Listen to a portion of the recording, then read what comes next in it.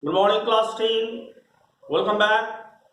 So, today we'll be starting again a new topic in the chapter number 3, machine. Now, here in this chapter, particularly, we have so far discussed about the different terms related to simple machine like effort, load, efficiency, work output, work input, and then velocity ratio, mechanical advantage. Now, here today we'll start from the topic that is the relationship between the efficiency, mechanical advantage and velocity ratio. Okay, relationship between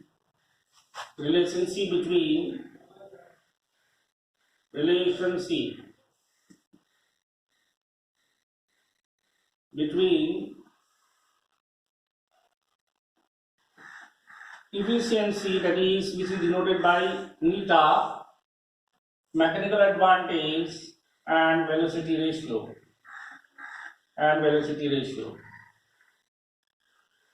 So how to derive? Actually, derivation doesn't come, but still to have the clear idea about the topic, we must go through all these things. Let me explain to you. Now see, first comes the work output.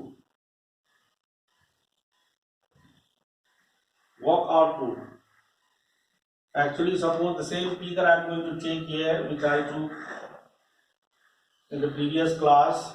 This is the load, and here the effort is applied, and then again the displacement. Suppose dE, here is effort, here is load, and the load get displaced by dI. Okay. Now, work output, work done is equal to, we know that force into displacement. So the work output is obtained at the load side. Okay. So in this case, the force applied is L, and then again the displacement is dL. Then again work input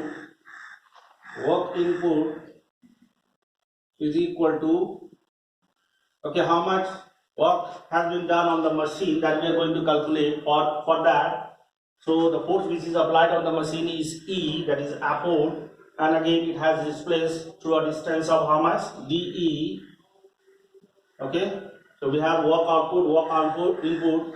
Now then we know that efficiency is equal to what? Work output upon work input.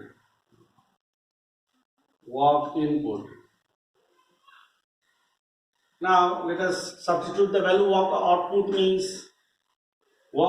means it is L into dL. Then again next work input means E into dE. Okay, the same we can write like this, and is equal to L by E into 1 upon dE by dL. Okay, dE by dL. Now in place of L by E, I can write how much mechanical advantage. We know the ratio of load to the effort is what we call the mechanical advantage into, then again velocity ratio. dE by dL means it is the velocity ratio. Okay, the ratio of displacement of effort to the displacement of load is what you call velocity ratio, denoted by VR. Okay, so from here what we get is that neta is equal to how much? MA by VR. Okay, MA by VR. Then next I can write here MA is equal to how much? Efficiency into velocity ratio. So now we got the relationship between mechanical advantage, efficiency of the machine, and the velocity ratio. Okay, so this is how you can derive the mathematical expression. So once again, work output means the work obtained at the load. Okay, so here the force experience is L, and the load has displaced through a distance of dL. So work output is equal to L into dL. Then work input is equal to the effort applied on the machine, and the machine part, how much, to what extent it has got displaced, that is dE, we have supposed. Okay, so multiply both, we get work input. Then again, as we know, the efficiency means it is the ratio of work output by work input. So the same thing I have written here. Now I substitute the value L into dL upon E into dE. Then again L by E, I separated like this. Then again this dL can be written down this dE. Okay, like this. Okay, now we know that L by E is what? Mechanical advantage, and dE by dL is what? It is velocity ratio. So we got the relationship, that is neta is equal to MA by VR. Okay, this particular equation gives the relationship between magnetic advantage, efficiency of the machine and the velocity ratio. Okay, now the next topic which we need to discuss is lever. Okay, next topic is lever. Now in case of lever, which is a simple machine, lever is a simple machine. First come the definition of lever, which you need to learn and remember. Okay, lever is a simple machine which is in the form of a bar, a straight bar or rod, which is free to rotate about a fixed axis or about a fixed point. Okay, then again here one more term comes, that is which we have not discussed so far, that is fulcrum. Okay, fulcrum. Like lever can be driven by a straight bar or rod, okay, which is free to rotate about a fixed axis, which we call as the fulcrum. Okay, here the force is applied and here the load is lifted. Okay, now fulcrum can be defined by saying that fulcrum is a fixed point of the lever about which it is free to rotate. Okay, so about fulcrum, it is free to rotate. Or simply to understand, fulcrum is the point of support of the lever. Okay, so this way also you can understand. Now after that comes the different. Okay, then after that it is given that principle working of lever. Principle of working of lever. So about the terms like effort, load, we have already discussed. Effort means it is a force which is applied on the machine to do the work, and then again load means it is the resisting force which is required to be overcome by using the simple machine. Okay, so load, fulcrum, just now I told you, okay, it is the point of support or it is the point about which the lever is free to rotate.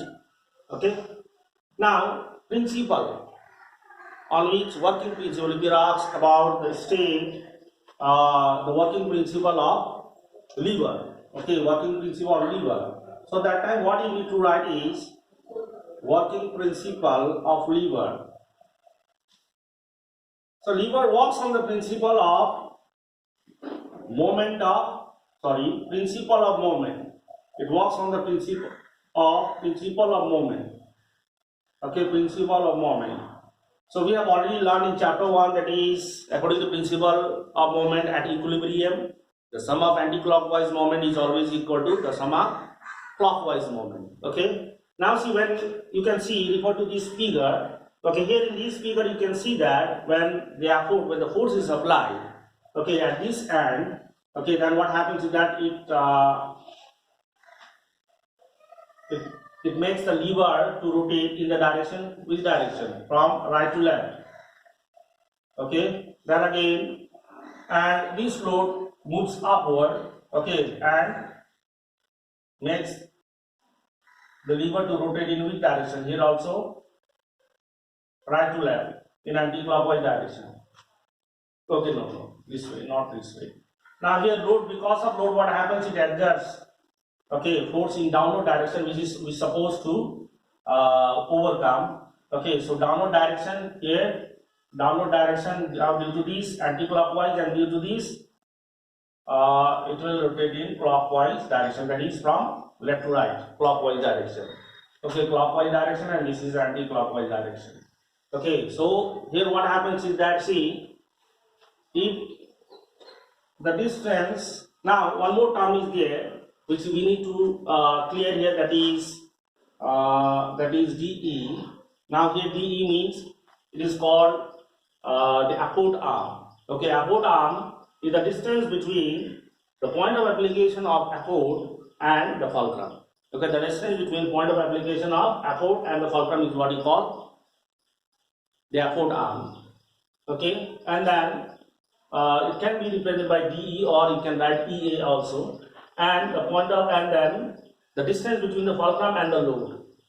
Okay, and the load is what you call load arm.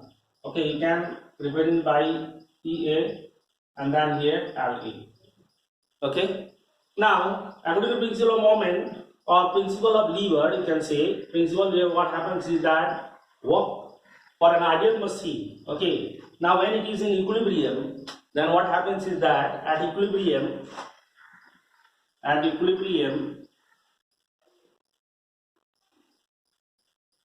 that is when both the forces balances each other, then what happens is that work, okay, output is always equal to work input, is equal to work input. Okay, now here work output means it is load into load arm. Okay, and work input means it is effort into effort arm. Okay, on this principle, okay, this lever usually works. So according to principle of lever, it states that work at equilibrium, okay, when the lever get balanced, then what happens? The work output is always equal to work input. Okay, so from here, work output means L into LA, that is force into displacement. Here also force into displacement. Okay, this is clockwise moment, this is anti-clockwise moment. So both anti-clockwise and clockwise moment becomes equal. So this numerical, this one, while doing the numericals on this one lever, we use this formula. Okay. Now after that, now comes the different kinds of lever. Different kinds of lever. Different kinds of lever. Kinds of lever. Kinds of lever. Kinds of lever. Lever is of three main types. Okay, main kinds are there. So there are three different kinds of lever. First one comes class 1 lever. Class 1 lever. Okay, class 1 lever.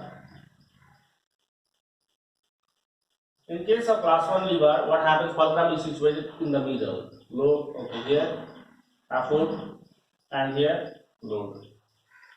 Okay, in case of class 2 lever,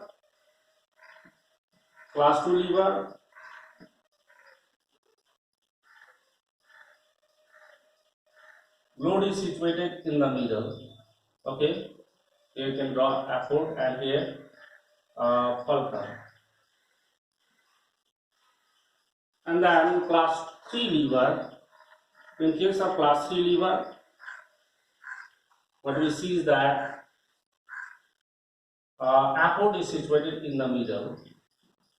Okay, and you can place load here and fulcrum here. Now, how to define each type of lever and the examples which you need to remember here. See, class 1 lever is a type of lever or is a kind of lever in which fulcrum is situated in the middle between effort and load. It is a kind of lever in which fulcrum is situated between effort and load. And then class 2 lever or lever of second order, okay, is a kind of lever in which load is situated in the middle. Okay, in the middle or in between effort and fulcrum. And then class 3 lever is a kind of lever in which effort is situated between fulcrum and the load. Okay, to remember further, you can remember this one, FLE. Okay, FLE, F first class lever, L in the middle means second class. Okay, and E in the this one, what you call E in the middle means third class lever of class 3 lever. Okay, so this way also you can remember FLE. Okay, FLE. F in the middle means class 1 lever. Then again L in the middle means class 2 lever. Then E in the middle means class 3 lever. Then comes the example. Okay, example of class 1 lever. Example of class 1 lever, seizure is a good example. Okay, seizure. Now let us know more about class 1 lever first. Okay. Class 1 lever example you need to remember. Okay, examples in the book also is given here. Okay, many examples, pliers.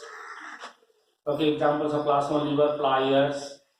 Okay, sometimes you may be asked to classify, okay, the given levers, okay, as class 1 lever, class 2 lever, class 3 lever. So that is why you must learn the examples. Okay, pliers. Then after that comes seesaw, and then after that comes crowbar. Okay, crowbar. Okay, then again claw hammer. Okay, claw hammer, seizure. Okay, so these are all the example of seizure. Then again, opener also, opener. Okay, so these are all the examples of class 1 lever. Now the important points which you need to note down here is that the mechanical advantage of class 1 lever can be equal to 1, okay, or can be less than 1 and can be greater than 1. Now we have already discussed that when the mechanical advantage is equal to 1, then that time the simple machine is used to apply the force in a convenient direction or at a convenient point. Okay, then when magnetic advantage is greater than 1, such type of simple machine is used to multiply the force. It acts as a force multiplier. That means by applying this force, large force can be produced by the machine. Okay, then again, when the magnetic advantage is less than 1, such type of machine can be used to gain in speed. Okay, gain in speed or force. Okay, these points we have already discussed. Now see, just now I told you, see, you can see in the figure that this fulcrum, the position of fulcrum can be shifted. Okay, when it is present exactly at the center, okay, then what happens? Then upward arm and load arm both will be equal. Upward arm and load arm both will be equal. Okay, so one more thing we need to understand here is that mechanical advantage, see, okay, mechanical advantage in case of ideal machine. In case of ideal machine, what happens is that in case of ideal machine, okay, magnetic advantage is always equal to velocity ratio. Okay, so L by E must be equal to what? EA by LA. This you need to remember. Okay. Okay, or this can be also derived from the formula we already have from the working principle of lever, that is LA is equal to L into LA is equal to E into EA. So from here also we can derive that L by E is equal to EA by LA. So it shows that magnetic advantage is equal to velocity ratio. Now when it holds true, when the machine is 100% efficient, so that time the value of N will be how much? It will be 1. Okay, so this is there. Now just now I told you that when the lever can have the magnetic advantage equal to 1, okay, equal to 1, or it can have the magnetic advantage greater than 1 or less than 1. So magnetic advantage, when it will have magnetic advantage equal to 1, okay, which example also, what type of lever, what type of class 1 lever will have this magnetic advantage equal to 1. So in the book also it is given that examples given here: crowbar, claw hammer, okay, no, this is not there, equal to 1. In this case, physical balance is a good example. Physical balance, example, physical balance. Physical balance, in common language we call it tarazu. Okay, physical balance. Okay, physical balance, this type of physical balance. Okay, here the fulcrum is always situated in the middle. Okay, so in this case what will happen? Upward arm and load arm both will be equal. Okay, both will be equal. So in this case what happens is that the magnetic advantage will be equal to 1, because magnetic advantage we know is equal to what? EA by LA. Okay, so when both will be equal, then what will happen? Okay, it will come equal to how much? Both will be equal, then the value will be 1.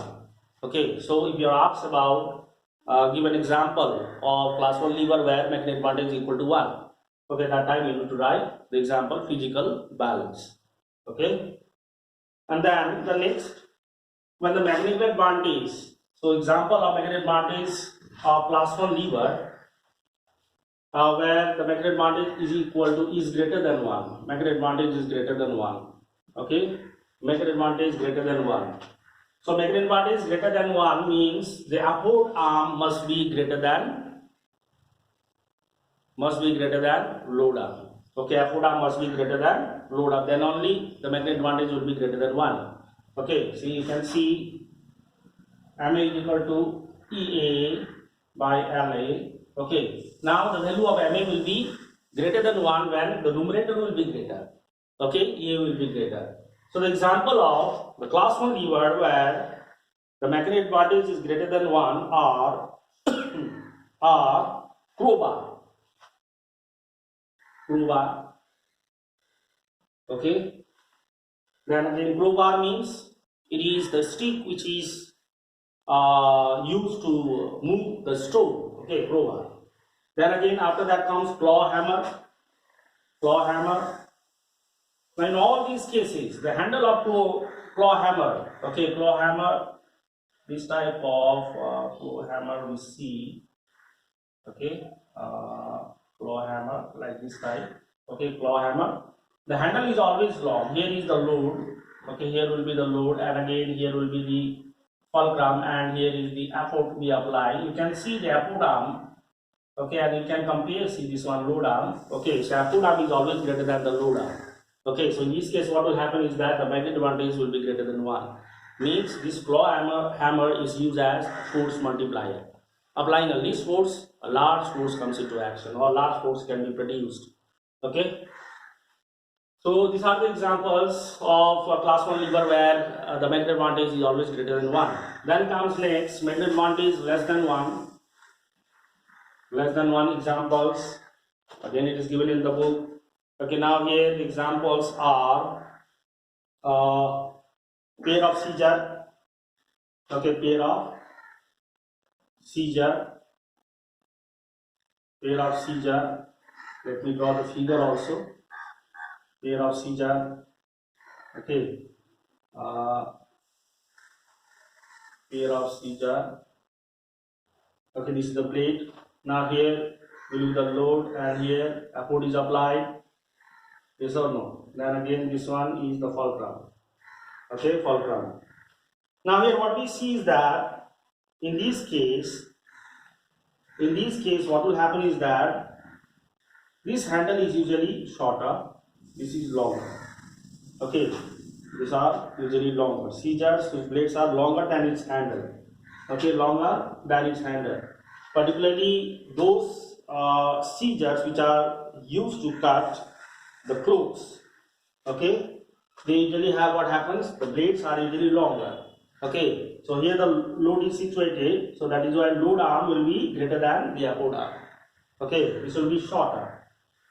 So that is why in such cases what will happen is that the magnetic advantage will be always greater than less than 1.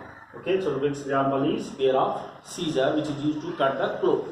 Okay, one more scissor is there which is used to cut the metal, which we call as the shears. Okay, they usually have smaller blade, students. Okay, so in that, so smaller blade means in that case this one load arm will be lesser than the upward arm. So such kind of scissor, that is sheared, is used to used as a force multiplier. Okay, rather gaining in speed. Okay, so remaining topic we'll discuss in the next class, students. Let us keep up to this. Thank you very much.